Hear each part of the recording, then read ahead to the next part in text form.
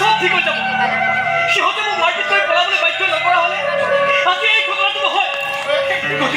গতিকে মই সিহঁতক কেছ কৰিম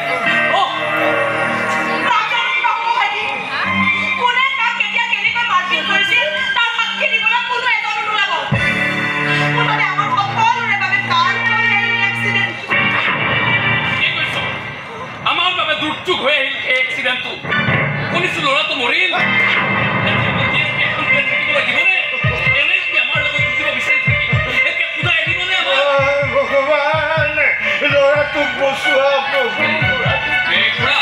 মোৰ মনে কৈছে ডিএছপি এটা ইমান সহজে এৰি নিদিয়ে মাৰ্ডাৰ কেছ লিখিব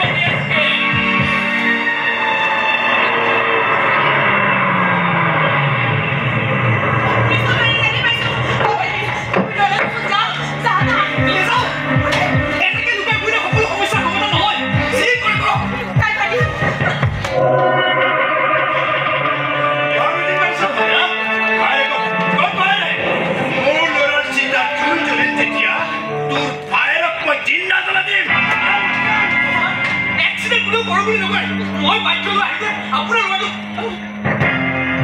তাৰ মানে তই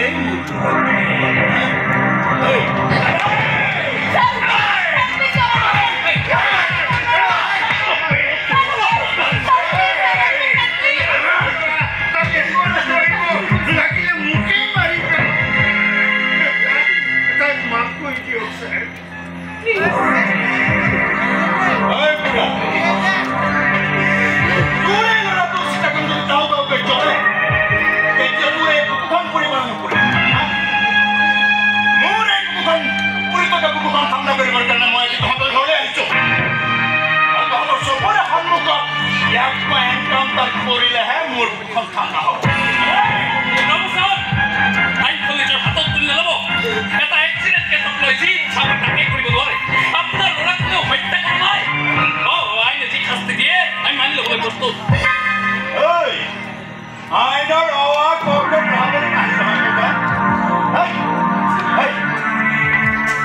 সেইদিনাটো তই থানাত গৈ আহিছিলি এক্সিডেণ্টটো তই কৰিছ মই কৰিছোঁ য়েছ মই জেল হয় ফাঁচি হয় মোক দিয়ক ঠিক আছে মই মানি ল'বলৈ সাজু আছোঁ কেছটো মই তোৰ নামত লিখিম তই বাইকখন লৈ আকৌ এবাৰ থানালৈ যা ইহঁতৰ লগত মোৰ অকণমান পাৰ্চনেল কথা আছে যাওঁ মই আপোনাক হাতযোৰ কৰি কৈছোঁ ছাৰ এই ল'ৰাটোৰ সন্মুখত এটা সুন্দৰ সপোন আছে তাৰ সপোনক লৈ তাৰ ভৱিষ্যতক লৈ এই বাপে মায়ে পৰা এটা সুন্দৰ সপোন আছে তাৰ সপোনবোৰ ধ্বংস নকৰিব ছাৰ মোৰো আছিল বহুত সপোন যাওঁ তাৰ বাপ হৈ যাওঁ মই সহ্য কৰিব পাৰিম ইহঁতক এফাত দি দিব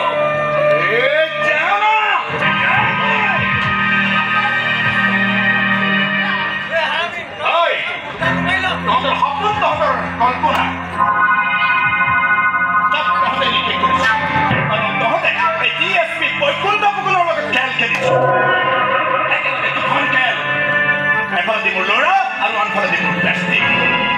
দুইখন খেলতে মই বৰ বেয়াকৈ হাৰি গৈছোঁ ফাৰ্ষ্ট হাফত তহঁতে মোক বৰ বেয়াকৈ হৰুৱাইছ এইবাৰ ছেকেণ্ড হাফ মই জিকিবই লাগিব